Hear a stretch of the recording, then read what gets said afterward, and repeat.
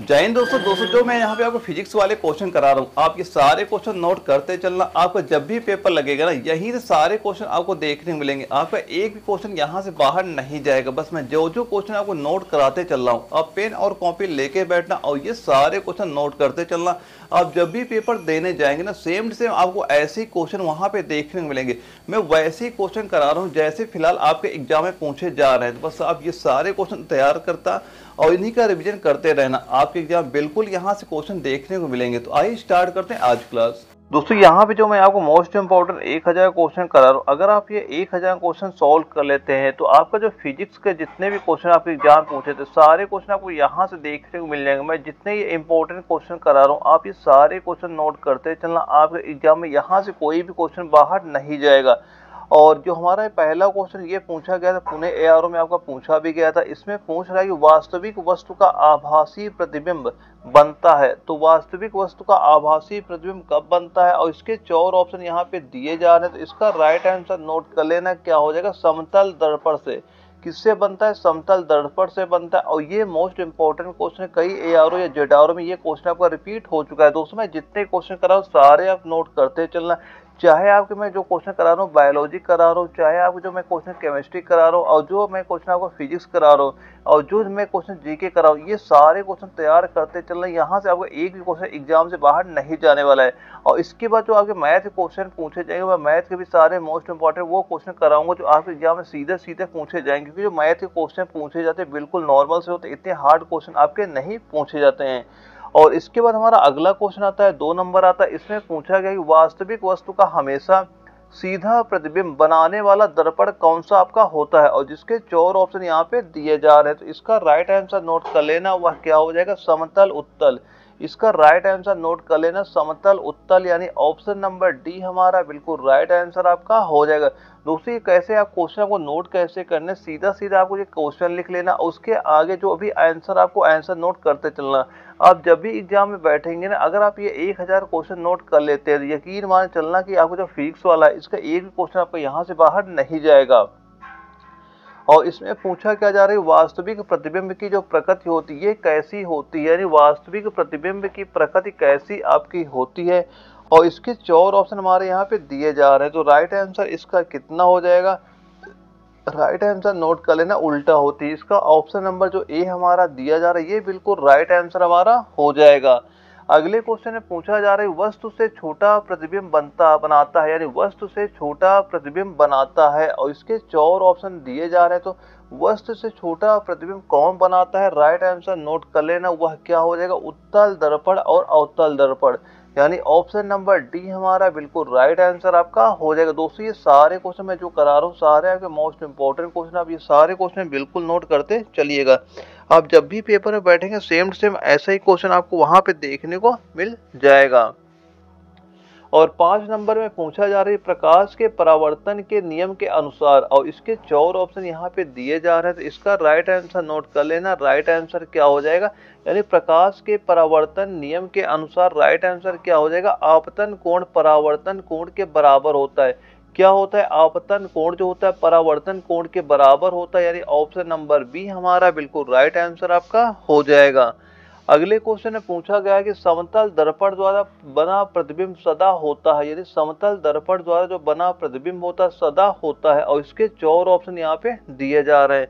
तो इसका right answer कितना हो जाएगा, राइट आंसर नोट कर लेना, सीधा और आभासी। इसका राइट आंसर क्या होगा, सीधा और आभासी। दोस्तों सेम टू सेम आपको ये क्वेश्चन लिखते रहना है और इसका आंसर लिखते रहना है। आप जब भी पेपर बैठेंगे सेम टू सेम ऐसे ही क्वेश्चन आपको वहां पे देखने को मिल जाएंगे। मेरा मकसद बस वही है कि आप तक मैं वो क्वेश्चन आपको प्रोवाइड करा सकूं जो आपके एग्जाम में बार बार पूछे जा रहे हैं। तो आप ये सारे क्वेश्चन नोट करते चलना। आप जब भी पेपर देने जाएंगे ना, सेम टू सेम ऐसे ही क्वेश्चन आपको बिल्कुल वहां पे देखने को मिलेंगे। और अगले क्वेश्चन 7 नंबर में पूछा गया कि आंख में प्रवेश करने वाले प्रकाश की मात्रा को नियंत्रित करती है, आंख में प्रवेश करने वाले प्रकाश की मात्रा को नियंत्रित करती है। और ये लखनऊ एआरओ में आपको क्वेश्चन पूछा भी गया था। तो इसका राइट आंसर नोट कर लेना, वह क्या हो जाएगा, परितारिका। क्या हो जाएगा, परितारिका, यानी ऑप्शन नंबर ए हमारा दिया जा रहा परितारिका, ये हमारा बिल्कुल राइट आंसर आपका हो जाएगा। और इसके बाद अगले क्वेश्चन में पूछा जा रहा है कि सूर्योदय और सूर्यास्त के समय सूर्य का गोल दिखना कैसी क्यों होता है ऐसा, और इसके 4 ऑप्शन यहाँ पे दिए जा रहे हैं। यानी सूर्योदय और सूर्यास्त के समय सूर्य का गोल दिखता है, यानी गोल कैसा वो दिखता है ये हमसे यहाँ पे पूछा जा रहा है। तो वो कैसा गोल दिखता है, वह चपटा आकार का दिखता है। कैसा दिखता है, चपटा आकार का दिखता है। यानी ऑप्शन नंबर डी हमारा बिल्कुल राइट आंसर आपका हो जाएगा। दूसरी ये सारे क्वेश्चन मैं जो करा रहा हूँ ना, आप ये सारे क्वेश्चन नोट करते चलना। आप जब भी पेपर में बैठेंगे ना, सेम सेम ऐसे क्वेश्चन आपको वहां पे देखने को मिल जाएंगे। बस मैं एग्जाम तक जो जो क्वेश्चन करा रहा हूँ सारे आप नोट करते चलिएगा। और 9 नंबर में पूछा जा रहा है, यदि दर्पण में बना प्रतिबिंब हमेशा सीधा आकार में वस्तु के बराबर है तो दर्पण कौन सा आपका हो जाएगा। तो वह दर्पण कौन सा हो जाएगा, और 4 ऑप्शन यहाँ पे दिए जा रहे हैं। तो इसका राइट आंसर नोट कर लेना। दर्पण कैसा हो जाएगा, वह समतल दर्पण आपका हो जाएगा। यानी ऑप्शन नंबर सी हमारा बिल्कुल राइट आंसर आपका हो जाएगा। और अगले क्वेश्चन हमसे पूछा जा रहा है, समतल दर्पण के द्वारा बना प्रतिबिंब होता है। तो समतल दर्पण के द्वारा बना प्रतिबिंब कैसा होता है, और ये क्वेश्चन को दानापुर एआरओ में पूछा भी गया था। और इसके 4 ऑप्शन यहाँ पे दिए जा रहे हैं। तो राइट आंसर क्या हो जाएगा, वह हो जाएगा काल्पनिक। यानी प्रतिबिंब कैसा बनता है, वह काल्पनिक प्रतिबिंब आपका बनता है। यानी ऑप्शन बी हमारा बिल्कुल राइट आंसर आपका हो जाएगा। और अगले क्वेश्चन में पूछा जा रहा है, निम्न में से कौन सा पदार्थ लेंस के लिए प्रयुक्त नहीं किया जा सकता। निम्न में से कौन सा पदार्थ लेंस के लिए प्रयुक्त नहीं किया जा सकता है। तो इसका भी राइट आंसर नोट कर लेना, वह क्या हो जाएगा, मिट्टी। यानी ऑप्शन नंबर जो बी हमारा दिया जा रहा है ये बिल्कुल राइट आंसर आपका हो जाएगा। दोस्तों यहाँ मैं जितने भी क्वेश्चन करा रहा हूँ, चाहे आपका बायोलॉजी का हो, चाहे फिजिक्स का हो, चाहे आपका केमिस्ट्री का हो, और चाहे आपका जो हमारा जीके हो गया, तो उसमें इनकी क्लासेस स्टार्ट कर दी। आप ये सारे क्वेश्चन नोट करते चले, यहाँ से आपको एक भी क्वेश्चन एग्जाम से बाहर नहीं जाने वाला है। और इसके बाद मैं बता चुका जो मैथ होगा, मैथ में मोस्ट इंपॉर्टेंट वो सारे क्वेश्चन कराऊंगा जो आपके एग्जाम में बार बार पूछे जाते हैं, क्योंकि मैथ बिल्कुल नॉर्मल से आपके एग्जाम में पूछी जाती है। और अगले क्वेश्चन क्या पूछा जा रहा है 12 नंबर में, कि उत्तल लेंस की क्षमता होती है। तो उत्तल लेंस की जो क्षमता होती है वह कैसी होती है, वह होती धनात्मक होती है। उत्तल लेंस की जो क्षमता होती कैसी होती, धनात्मक होती। यानी ऑप्शन नंबर बी हमारा बिल्कुल राइट आंसर आपका हो जाएगा। और अगले क्वेश्चन में पूछ रहा है कि लेंस की क्षमता का एसआई मात्रक क्या होता है। यानी लेंस की क्षमता का एसआई मात्रक क्या होता है, मोस्ट इंपॉर्टेंट क्वेश्चन है। कई बार आपके एग्जाम में ये भी क्वेश्चन आपका रिपीट हो चुका है। तो जो लेंस की क्षमता का एसआई मात्रक क्या हो जाएगा, वह होता है डायोप्टर। इसका मात्रक क्या हो जाएगा, डायोप्टर हो जाएगा। यानी ऑप्शन नंबर सी हमारा बिल्कुल राइट आंसर आपका हो जाता है। और अगले क्वेश्चन में पूछा गया कि पानी से भरी बाल्टी की गहराई कम दिखती है, इसका कारण क्या होता है। दोस्तों मैं जितने क्वेश्चन करा रहा हूँ सारे आपके मोस्ट इंपॉर्टेंट क्वेश्चन, जब भी पेपर में बैठेंगे ना सेम सेम ऐसे ही क्वेश्चन आपको वहां पे देखने को मिल जाएंगे। तो इसका राइट आंसर नोट कर लेना, क्या हो जाएगा, अपवर्तन। इसका राइट आंसर क्या हो जाएगा, अपवर्तन हो जाएगा। यानी ऑप्शन नंबर जो बी हमारा दिया जा रहा है ये बिल्कुल राइट आंसर हमारा हो जाता है। और अगले क्वेश्चन में क्या पूछा गया है कि पानी में डाली हुई छड़ी टेढ़ी दिखती है, इसका कारण क्या होता है। और ये पुणे एआरओ में आपका क्वेश्चन पूछा भी गया था, और जिसके 4 ऑप्शन यहाँ पे दिए जा रहे हैं। तो राइट आंसर इसका कितना हो जाएगा, वह इसका भी हो जाएगा अपवर्तन। किस कारण से टेढ़ी दिखती है, वह अपवर्तन जो घटना होती है इसके कारण क्या होता है, जो टेढ़ी आपकी दिखाई पड़ती है। यानी ऑप्शन नंबर बी हमारा बिल्कुल राइट आंसर आपका हो जाता है। और इसके बाद हमारा अगला क्वेश्चन आता है 16 नंबर आता है। इसमें क्या पूछा गया कि दर्पण को कहा जाता है, दर्पण की चौड़ाई को दर्पण का क्या कहा जाता है। और ये जबलपुर एआरओ में क्वेश्चन पूछा भी गया था, और इसके 4 ऑप्शन यहाँ पे दिए जा रहे हैं। तो इसका भी राइट आंसर नोट कर लेना, क्या कहलाते हैं, वो द्वारक कहलाते हैं। क्या कहलाते हैं, द्वारक कहलाते हैं। यानी ऑप्शन सी हमारा बिल्कुल राइट आंसर आपका हो जाएगा। दोस्तों मैं बार बार कहता हूँ मेरा मकसद बस इतना ही रहता है, आपके पास वो मोस्ट इंपॉर्टेंट क्वेश्चन पहुंचाता हूँ जो एग्जाम में बार बार पूछे जा रहे हैं। तो आप ये सारे क्वेश्चन बिल्कुल नोट करते चलिएगा। और 17 नंबर में क्या पूछा गया कि सोलर कुकर में प्रयोग किए जाते हैं, और इसके 4 ऑप्शन यहाँ पे दिए जा रहे हैं। तो सोलर कुकर में प्रयोग किए जाते हैं, तो सोलर कुकर में किसका प्रयोग होता है, वह अवतल दर्पण का प्रयोग होता है। किसका होता है, अवतल दर्पण का प्रयोग किया जाता है। यानी ऑप्शन नंबर ए हमारा बिल्कुल राइट आंसर आपका हो जाता है। और अगले क्वेश्चन में क्या पूछा गया है कि रोगियों के नाक कान गले आदि की जांच के लिए डॉक्टर कौन सा दर्पण का प्रयोग करते हैं। मोस्ट इंपोर्टेंट क्वेश्चन, ये भी क्वेश्चन आपका कई एआरओ में आपका रिपीट हो चुका है। तो इसका राइट आंसर क्या हो जाएगा, अवतल दर्पण। किस दर्पण का प्रयोग करते हैं, अवतल दर्पण का प्रयोग करते हैं। ऑप्शन नंबर सी हमारा बिल्कुल राइट आंसर आपका हो जाता है। और अगले क्वेश्चन में क्या पूछा गया कि हीरा का अपवर्तनांक क्या होता है, ये जो हीरा होता है इसका अपवर्तनांक क्या होता है।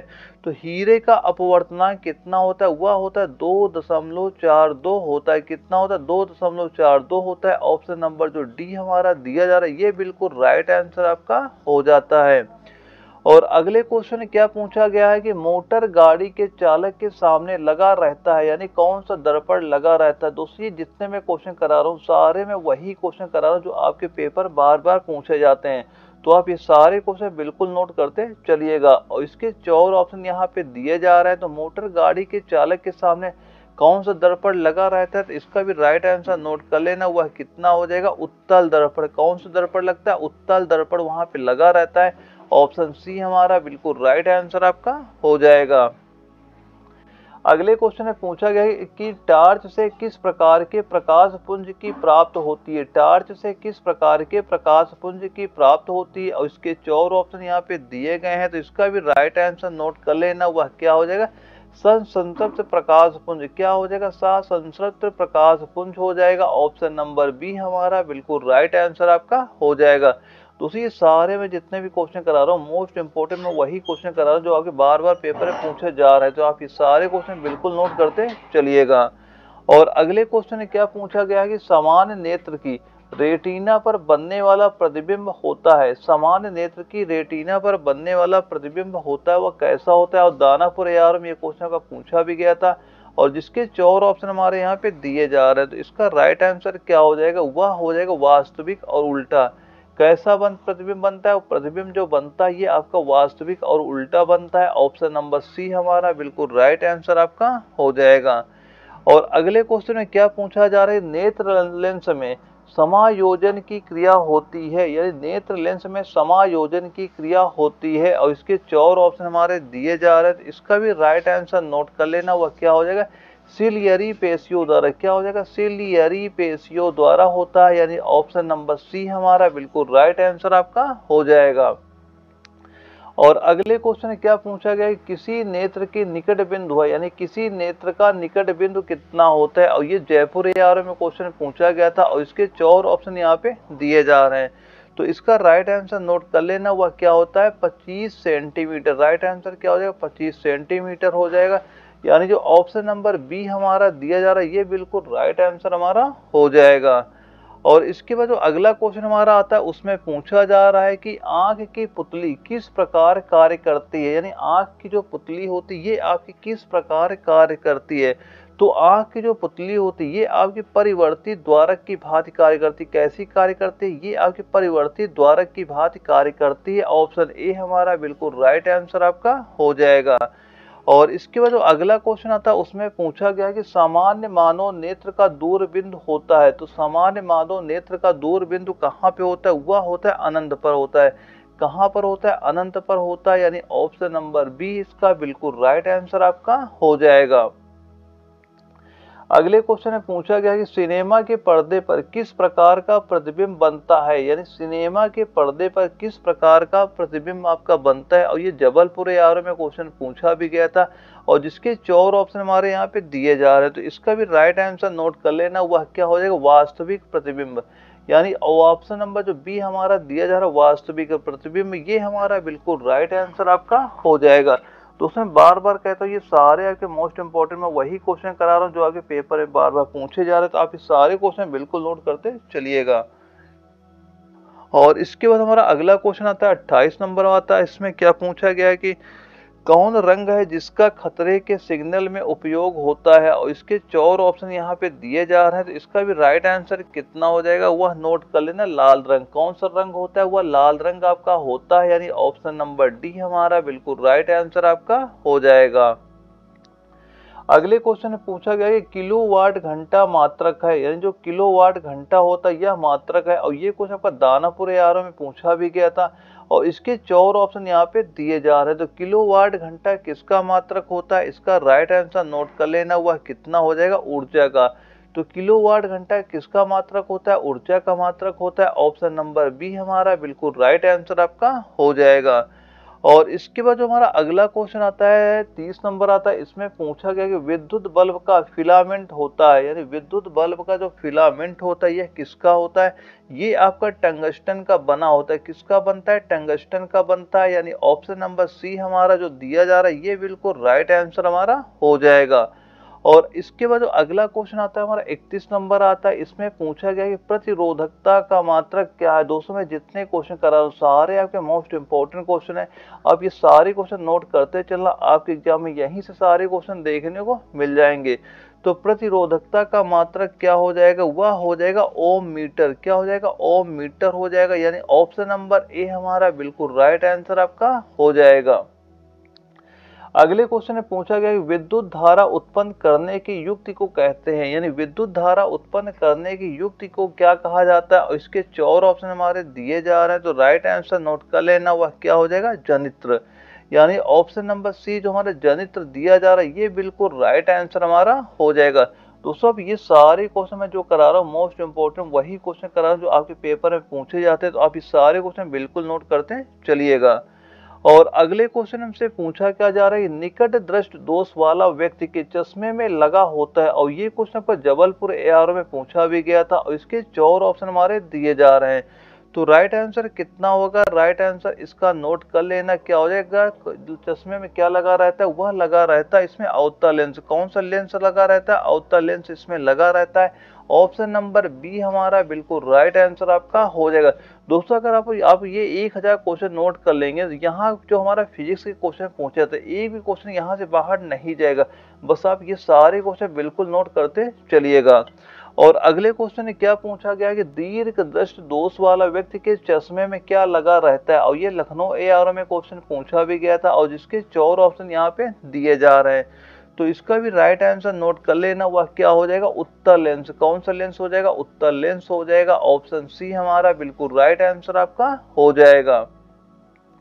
अगले क्वेश्चन में क्या पूछा जा रहा है, तेज प्रकाश में पुतली का आकार कैसा हो जाता है, और ये जयपुर एआरओ में क्वेश्चन पूछा गया था, और जिसके 4 ऑप्शन हमारे दिए जा रहे हैं, तो इसका राइट आंसर नोट कर लेना, वह कैसा हो जाता है? छोटा हो जाता है, यानी ऑप्शन नंबर जो बी हमारा ये बिल्कुल राइट आंसर आपका हो जाएगा।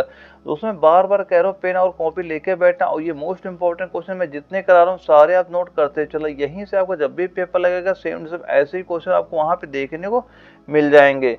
और इसके बाद अगला क्वेश्चन आता है, इसमें पूछा क्या जा रहा है, तेज प्रकाश में पुतली का आकार कैसा हो जाता है। तो तेज प्रकाश में पुतली का आकार कैसा हो जाता है? छोटा हो जाता है। ये क्वेश्चन अभी हमने क्वेश्चन किया भी था, और ये क्वेश्चन शायद रिपीट हो गया है। तो तेज प्रकाश में पुतली का आकार कैसा हो जाता है? छोटा हो जाता है। ऑप्शन नंबर बी हमारा बिल्कुल राइट आंसर आपका हो जाएगा।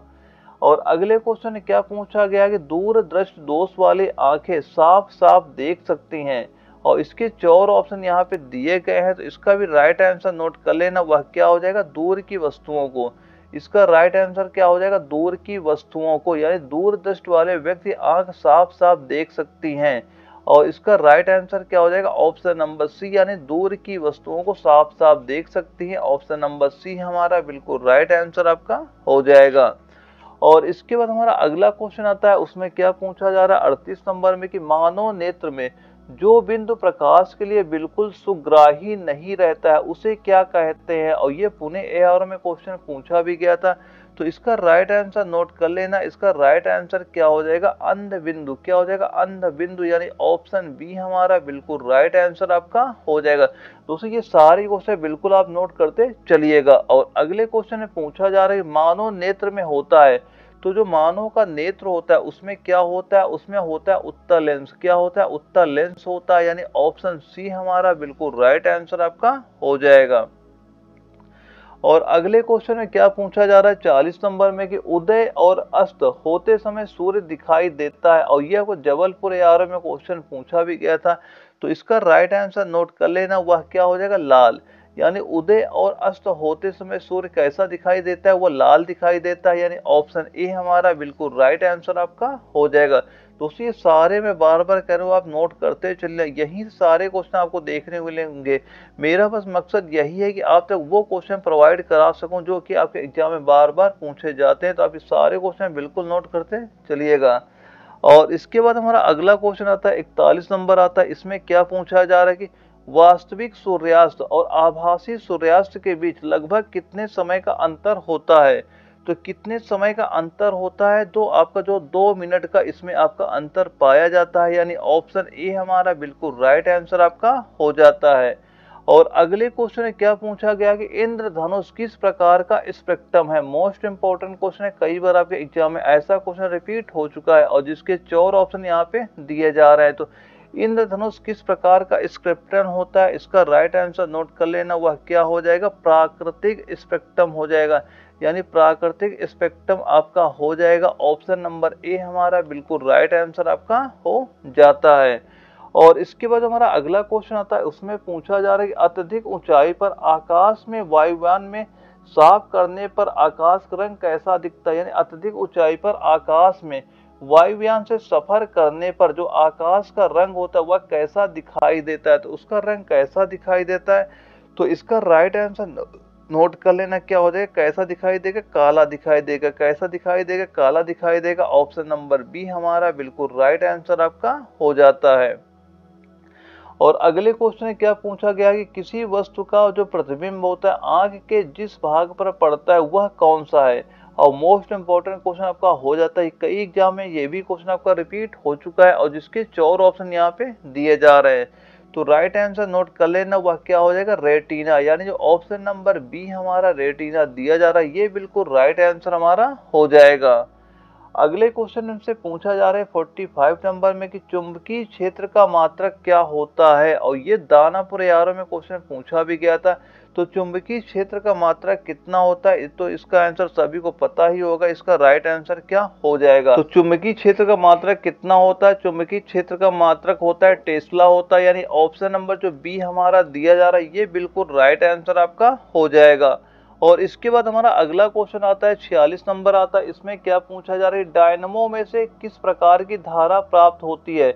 यानी डायनमो से किस प्रकार की धारा प्राप्त होती है। और ये क्वेश्चन आपका दानापुर एआर में पूछा भी गया था और जिसके 4 ऑप्शन यहाँ पे दिए जा रहे हैं। तो डायनमो से किस प्रकार की धारा प्राप्त होती है, इसका राइट आंसर नोट कर लेना, क्या हो जाएगी, दिष्ट धारा। क्या हो जाएगी, दिष्ट धारा हो जाएगी, यानी ऑप्शन नंबर ए हमारा बिल्कुल राइट आंसर आपका हो जाएगा। दोस्तों ये सारे आपके मोस्ट इंपोर्टेंट क्वेश्चन मैं बार बार कह रहा हूँ, आप ये सारे क्वेश्चन नोट करते चलना, आपके एग्जाम में यहीं से क्वेश्चन देखने को मिल जाएंगे। और अगले क्वेश्चन में क्या पूछा जा रहा है कि व्यावसायिक मोटरों में किस प्रकार के चुंबक का उपयोग होता है। तो व्यावसायिक मोटरों में किस प्रकार के चुंबक का उपयोग होता है और जिसके 4 ऑप्शन हमारे दिए जा रहे हैं। तो इसका राइट आंसर नोट कर लेना, वह क्या हो जाएगा, विद्युत चुंबक। किस प्रकार के चुंबक का प्रयोग होता है, विद्युत चुंबक का प्रयोग होता है। ऑप्शन सी हमारा बिल्कुल राइट आंसर आपका हो जाएगा। और इसके बाद हमारा अगला क्वेश्चन आता है 48 नंबर आता है। इसमें क्या पूछा जा रहा है, मानो कि वे 2 महत्वपूर्ण भाग कौन है जिनमें चुंबकीय क्षेत्र का उत्पन्न होना अनिवार्य है। और ये क्वेश्चन आपका लखनऊ एआरओ में पूछा भी गया था और इसके 4 ऑप्शन हमारे यहाँ पे दिए जा रहे हैं। तो राइट आंसर क्या हो जाएगा, राइट आंसर नोट कर लेना, हृदय तथा मस्तिष्क। इसका राइट आंसर क्या हो जाएगा, ऑप्शन नंबर सी, हृदय तथा मस्तिष्क हमारा बिल्कुल राइट आंसर आपका हो जाएगा। और अगले क्वेश्चन में पूछा जा रहा है विद्युत चुंबक बनाने के लिए प्रायः किस पदार्थ के छड़ का उपयोग होता है।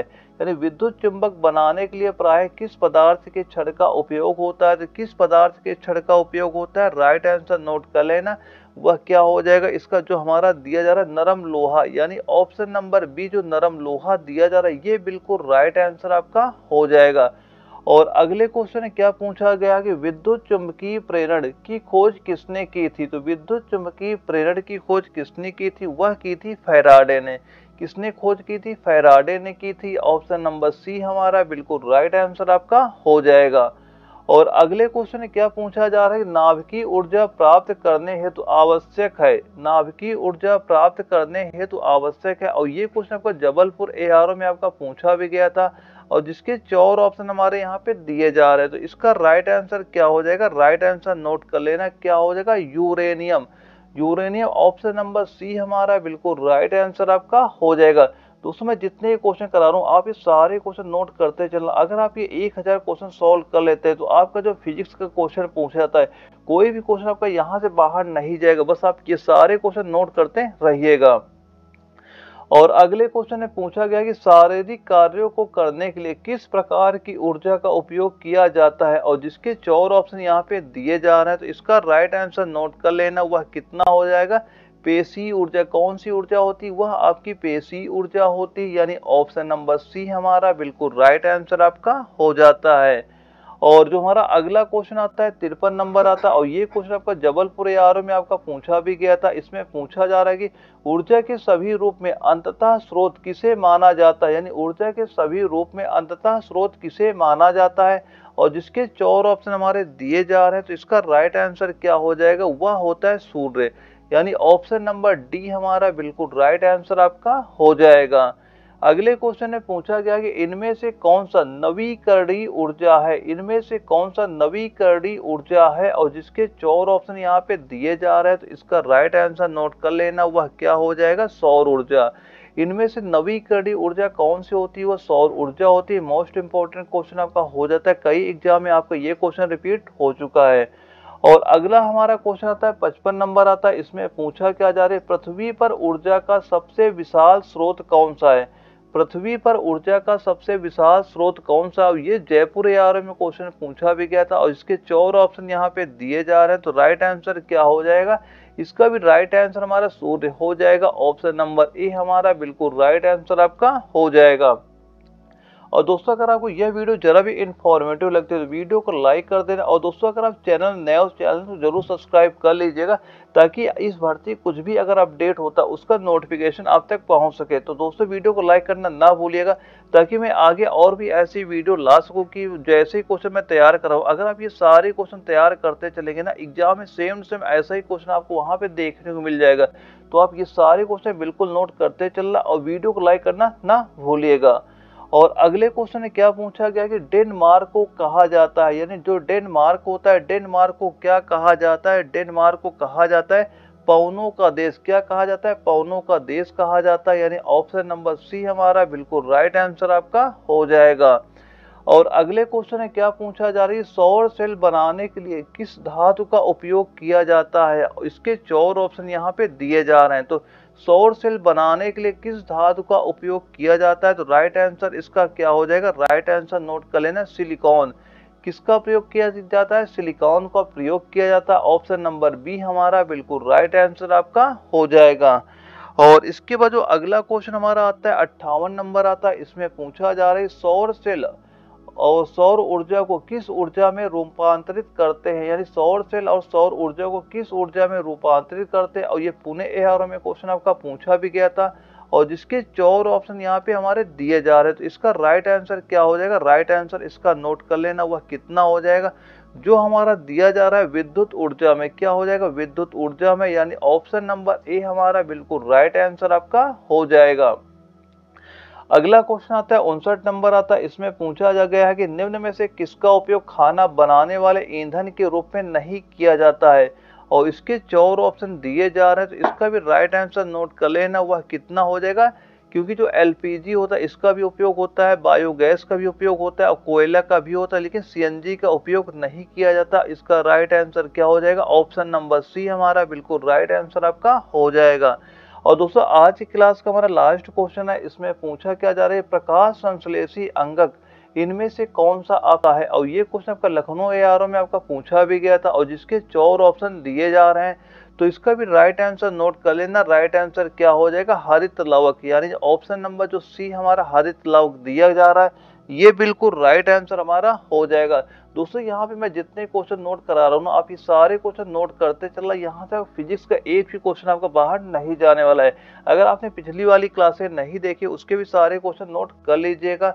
और दोस्तों वीडियो अगर आपको जरा भी इन्फॉर्मेटिव लगे तो वीडियो को लाइक कर देना, ताकि आगे मैं आपको ऐसे क्वेश्चन प्रोवाइड कराता रहूँ जो आपके एग्जाम में पूछे जाएंगे। तो आप वीडियो को लाइक करना ना भूलिएगा। ओके दोस्तों, मिलते हैं अगले वीडियो में, तब तक के लिए जय हिंद।